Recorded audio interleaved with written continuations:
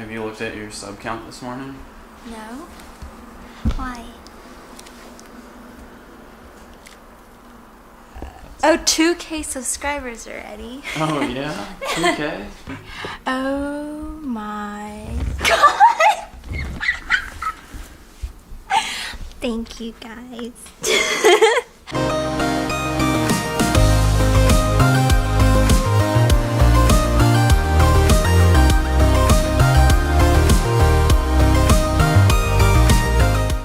They call me Soul Baby. Soul Baby? Yeah, keep it in control, baby.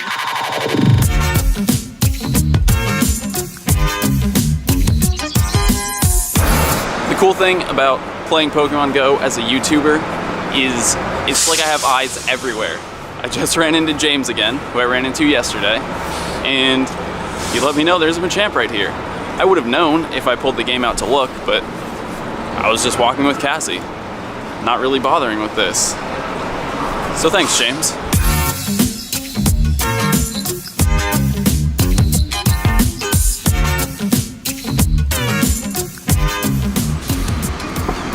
It fled, but we're right here. So remember, you always have a minute and a half after the fled message pops up if the Pokemon is actually despawning. So just keep moving. There it is. Right there.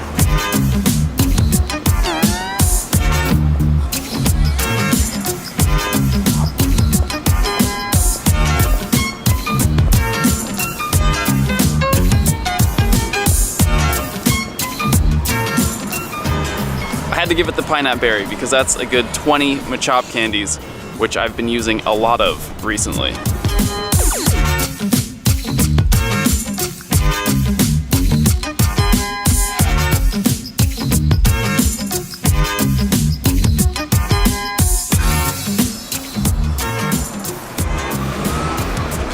If there was a gym here, it would have to be psychic types, right?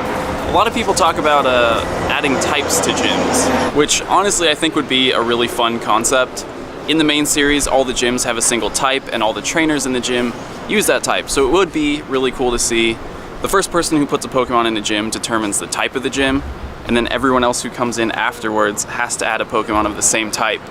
And it would be cool if it was limited to one of each Pokemon, so that way it would kind of reduce the stagnation and make things a little bit more interesting. I don't know if it'll ever happen, but gym rework coming soon.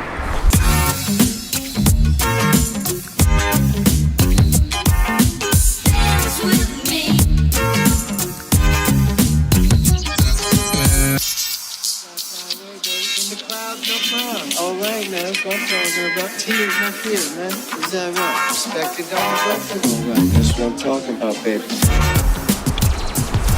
We just ate at the same vegan cafe that I was at yesterday, but Cassie wanted to try it. What'd you think? It was good. She probably talked about it on her channel, which, you know, is right there. But while we were waiting for our food, I was on Twitter and we got into a little bit of a discussion about spoofing, about, you know what, we're gonna talk about it when I get home.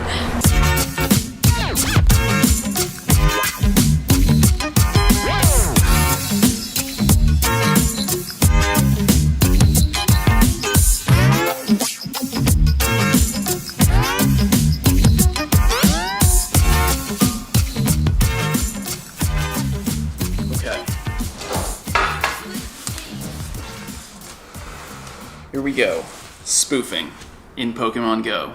A little while ago I asked on Twitter, give me all the reasons, I guess it's a demand, not really an ask. Anyway, what I said was, give me all the reasons you think spoofing is acceptable. And I've gone through and just taken pretty much the most common, the answers that got repeated the most. We're gonna talk about them. I'm gonna start with this. Spoofing isn't acceptable. No other game has ever had this controversy, and I don't understand. Let me explain why.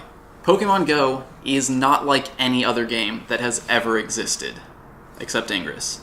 But Pokemon Go exists on a much bigger scale, which is why you really see this problem. So to start, the foundation of really understanding everything that I'm going to be saying right now relies on you understanding that this is an augmented reality game. This is a real-world game. It's not like Call of Duty that you play on your PlayStation at home. This is a game that requires you to go out and interact with the real world, the physical world around you. People make the mistake of treating it like every other mobile game that's ever existed, simply because you play it on a mobile device. And don't worry, I understand, it's really the first game of its kind on this scale, so I see why people don't fully understand this aspect of it yet. This is mainstream society's first introduction to augmented reality, and let me tell you, augmented reality is going to be huge over the next few years, and even further than that, into the future. But augmented reality games, and augmented reality in general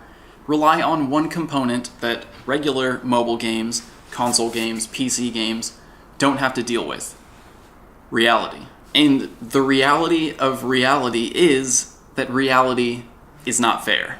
Niantic is probably the biggest and most known name in augmented reality right now. And trust me, they want to stay that way because, like I said, augmented reality is going to be huge over the next few years. They really are on the forefront of something brand new here. There will be a lot of money to be made in augmented reality in the near future. More so, way more than even what they're making with Pokemon GO. So if Niantic want to continue to push AR forward, which I honestly believe they do, they will never, ever cater to spoofers in any way. This game takes place in the real world, in the physical world, and it will continue to do so as long as it survives. So once you truly understand augmented reality and Niantic's vision, you'll see that there really is no acceptable excuse for spoofing. And everything I'm about to say relies on that understanding. So if there's anything after this point that you disagree with, you need to come back to here and really think about what augmented reality is and what it means. By far the most common answer, and the one that sort of makes the most sense and probably garners the most support at a surface level, is that there are some people who are disabled, sick, or otherwise physically unable to go outside and play the game in the real world. Now, this is probably a pretty common answer, and one that I think a lot of people are afraid to argue with. Even my boy Mystic7 sort of fell into the trap of saying that this is okay. And I understand, because honestly, you would seem like an ableist asshole if you said that disabled people shouldn't be able to play the game. Well, I'm not afraid to be that asshole. And again, you not absolutely hating me for what I just said depends on your understanding of what augmented reality really means. For as much of an idealist as I can be here on the channel, I consider myself equal parts a realist. And the reality is, there are some things that some people just can't physically do. No one is hating on basketball for not being accessible to disabled people. I mean, sure, there are wheelchair basketball leagues, but the fact is there's an innate understanding that basketball is something that requires physical activity. But again, because Pokemon GO is played on a mobile device, people fall into the trap of thinking it's a regular mobile game and that it should be accessible to everyone. Please don't misunderstand me in thinking that I don't care about people who are sick or disabled. For anyone who has any kind of illness, sickness, I wish you the best. I wish you a speedy and full recovery, because I would love for you to be able to enjoy this game the way that I do. But if you are physically unable to go outside and play this game as Niantic intended, as you agreed to do when you agreed to the terms of service upon signing up for the game, there are so many other options for you. The real fun of Pokemon GO is going outside to catch them. Without that aspect, it's really not that great of a game. And this is coming from someone who makes almost their entire living through this game. Believe me, if you want to sit in bed and use a joystick to go around and catch Pokemon, I have some suggestions for you. 100 times better than playing Pokemon GO with a joystick. 100 times better than playing Pokemon GO with a joystick. 100 times better than playing Pokemon GO with a joystick. Seriously, hundreds of times better than sitting in bed and playing Pokemon GO with a joystick. Honestly, if it wasn't for the real-world exploration aspect of it, I wouldn't be playing Pokemon GO. Seriously, if you want to stay at home and catch Pokemon with a joystick, this is the way to go. And there's no physical barriers to entry, unless you don't have hands or fine motor function. But is anyone crucifying Nintendo for designing a system that requires thumbs to use? So at the risk of sounding absolutely heartless, No, being sick or disabled is not an excuse for spoofing in Pokemon Go. Popular answer number 2. Living in a rural area that lacks nests and spawns. Not everyone can travel to play the game.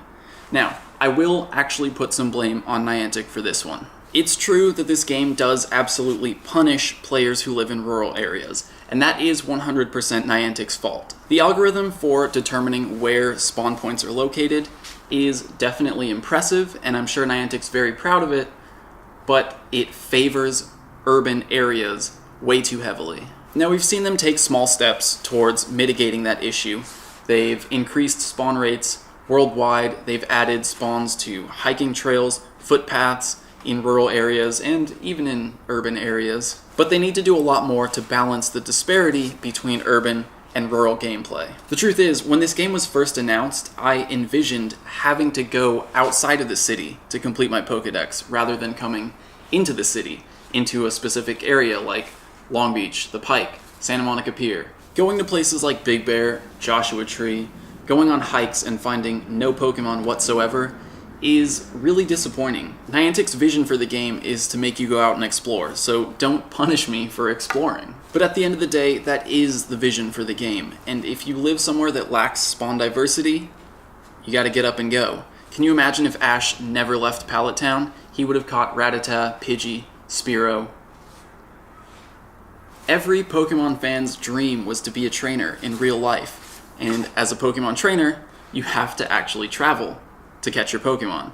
So why should that be any different in real life? So barring Niantic's stubborn clinging to their current spawn mechanism, a lack of spawn diversity and spawn points in your area is not an acceptable excuse to spoof. And in the same vein, we have a lack of gyms and Pokestops in rural areas. And again, this is something that is entirely Niantic's fault, and something that they are currently working on improving. Pokestop submissions have been closed since long before Pokemon Go was even launched. There's a huge backlog of portal submissions from Ingress that Niantic is slowly working to get through. They've introduced Operation Portal Recon, which allows high-level Ingress players to go through and review potential portals, and in turn potential Pokestops and gyms, so that Niantic can actually start implementing some of those that people have submitted in rural areas. And we know from one Ingress player's experience with Operation Portal Recon that the Pokestops, or portals, that they're looking at are overwhelmingly in rural areas. To go along with those, there's also the notion that not everyone can travel to play the game. There are kids who can't drive their own cars, whose parents are too busy to take them anywhere. But once again, this is an augmented reality game, and in reality, when I was 10 years old, if I wanted to go somewhere and my mom or dad couldn't drive me there, I didn't go. So yes, it sucks for people who don't have access to transportation to go somewhere where they can actually find rare Pokemon or an abundance of Pokestops. And you might also say that it's a stupid, foolish move for Niantic to design their game in such a way that excludes certain people from playing, but in the name of advancing augmented reality, I think that that's something they're willing to do. I just can't get enough of this notion of, oh, just go out and travel to play when you live, 5 minutes from the Pike? You're right, I do live very close to the Pike, and that is a choice that I made for my life. I chose to live in Long Beach because I chose to make YouTube my job. My channel, obviously, is based on Pokemon Go, so the more access, the easier access I have to Pokemon Go, the better I can do my job. So yeah, it's true, I have it really good here in terms of Pokemon Go, but that's not something that's impossible for any of you watching this. So here's where the idealist part comes in.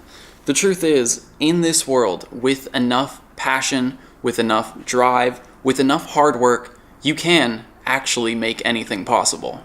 I make my living by uploading a video to YouTube every day, and those videos happen to be about Pokemon Go, and for some reason there are a few people out there who are really angry and upset about that. But personally, I'm stoked.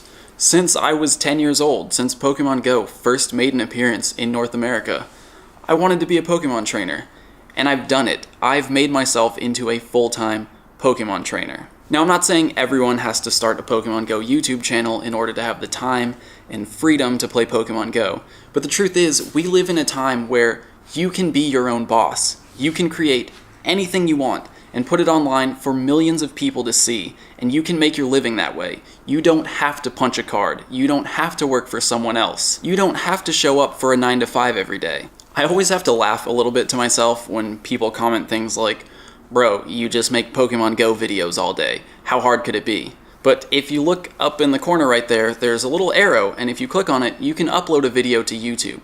And literally anyone with an account can do that. So whenever people are mad or upset or try to use it as an excuse that I have so much time and it's so easy for me to play Pokemon Go because of what I do, my response is always going to be, you can do it too.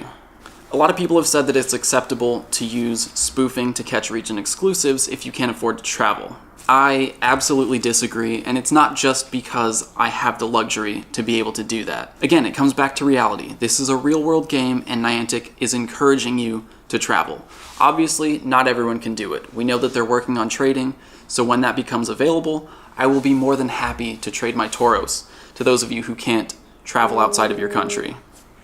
I actually think it would be really fun to go to like Australia and trade all my Tauros for Kangaskhan, and then go to Europe and trade all my Kangaskhan for Mr. Mime, and then go to South America and trade all my Mr. Mime for Heracross. And it's something I definitely plan on doing whenever trading does become available. But as far as having the luxury to travel, again, that is something that is possible if you work hard enough. It might take a year, it might take 10 years, but I promise you, if you really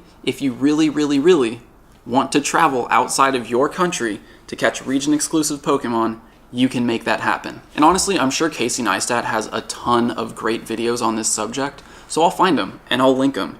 If you want to listen to someone inspire you far better than I ever could, check those out.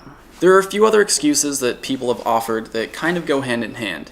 Things like not having enough time to go out and play Pokemon Go because you have to work 2 jobs or you have to take care of your kids. And honestly, in situations like that, I have to ask you, what's more important?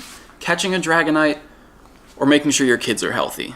Earning 100 coins a day by spoofing to different gyms, or earning $100 a day so that you can afford to pay rent? I don't want to sound cold or heartless. I understand that people are struggling in the world, but in situations like that, it's just a matter of perspective. You have to think about what's honestly important in your life.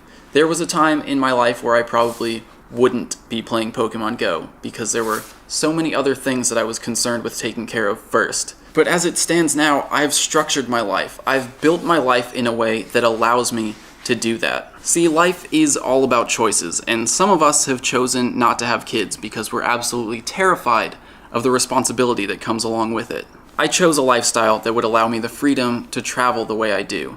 The same goes for any other YouTuber, any other Pokemon Go YouTuber, Mystic7, Bentim1, Reversal. So whenever someone says it's easy for you to be against spoofing because you have it easy when it comes to Pokemon Go, the truth is, we chose this and we worked hard for it. We all put in the work to build our channels to what they are so that we could support ourselves by making videos on YouTube. And when it comes down to it, like I said, anyone can do it. I promise you, you can do it. And the truth is, we do it for you guys. We do it for this game. And of course, we do it for ourselves so that we have that freedom. Now, there are a handful of other excuses that people offered. Things like, the weather's too cold where I live, or it's too dangerous to go outside here. But the truth is, it all comes back to the same thing. This is an augmented reality game. It takes place in the real world, and you have to consider everything that goes along with that. Yes, I am very fortunate to be living in California, where we don't really have inclement weather, but the truth is that's a choice I made. I lived in New Orleans for a while, and I loved it there, but I came back to California. I mean, why do you think there are so many people here? Why do you think the traffic is so bad in LA? It's because everyone wants to move here. Funny enough, I actually don't like LA, but it reminds me of this study that I learned about when I was in school for psychology, where people reported very similar levels of happiness regardless of which state they lived in, but people who moved from another state to California reported significantly higher levels of happiness, which tells you it doesn't matter where you actually live. The truth is you're going to be just as happy as I would be living here, but if you hate where you live and you move here, you'll be happier. So honestly, if the weather is that bad that you can't play Pokemon Go and you really want to play Pokemon Go, let that serve as your inspiration. Let that serve as your catalyst for getting you to work hard, to move to a place where you can play Pokemon Go year-round. I have a friend who lived in upstate New York and hated the snow so much that he worked really hard in high school so he could have his choice of schools and come here to Long Beach to go to college, and he's been in California ever since. Same thing goes for people living in dangerous areas. If it's honestly that dangerous and you want to play Pokemon Go that badly, let it serve as your catalyst to work to get yourself out of that area, to even work hard enough to get your whole family out of that area. If you honestly want to catch Pokemon that bad, let this game serve as the catalyst to work hard and create the life for yourself that you really want. Wow, we went on for a while on that one. So if anyone still thinks there's a reason why spoofing should be okay, just go back and watch the part where I talked about what reality really is. Anyway, I think we need to go to the grocery store now because Cassie's cooking and shooting for her channel tonight. Yes. Get my little YouTube star over here. I'm gonna leave the grocery shopping to her channel, so if you're really interested in what we did, check it out.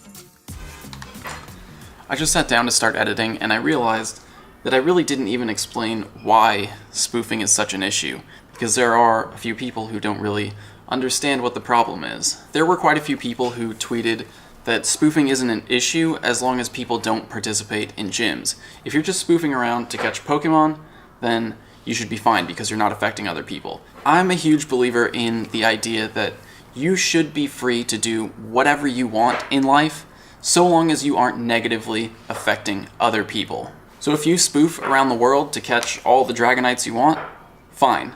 That's your prerogative. If you want to play the game that way, personally, I wouldn't enjoy it. Like I said, play a main series Pokemon game, it's way more fun. But the second you put one of those Dragonites in a gym, you are now negatively affecting the game for other people. You're using Pokemon caught through illegitimate methods that are against the terms of service of the game that you're playing. And chances are you're not just putting those Dragonites in one gym, it's probably a ton of gyms. Plenty of people have been around gyms that are completely isolated and watched them get torn down and built back up by spoofers when there's no one in the area at all that could be actually playing in that gym legitimately. When spoofers jump all over the world to place their Pokemon in gyms, or even just all over your city, I don't care if you're only spoofing around your own city. It's still spoofing. When spoofers are taking up slots in gyms, that's taking opportunities away from legitimate players to put their Pokemon in gyms to earn coins, and for a lot of people, that's the only way that they can earn coins. Some people can't afford to, or just straight up refuse to spend money on the game. So taking gyms, placing Pokemon in gyms, is their only way of getting coins to buy items like lucky eggs and incubators. But when spoofers control every gym in an area, not only are they taking that opportunity away from legitimate players, they're also taking money from Niantic. Coins in Pokemon Go have a real-world value. You use actual money to buy them. So when you're spoofing, when you're cheating, when you're breaking the terms of service to earn those coins, you are effectively stealing money from Niantic. So I just had to throw this in there to close this video out. If you're spoofing to catch Pokemon, fine. Enjoy the game that way if it's fun to you. But the second you put one of those Pokemon in a gym, you are negatively impacting other people's experience with the game. And that's why it's a problem. So thank you guys for watching this one. Leave some comments. Let's talk about spoofing. I'm eager to hear your opinions on it. Tell me why I'm wrong. Spoiler alert, I'm not, but I'm sure some of you still think so. See you guys tomorrow.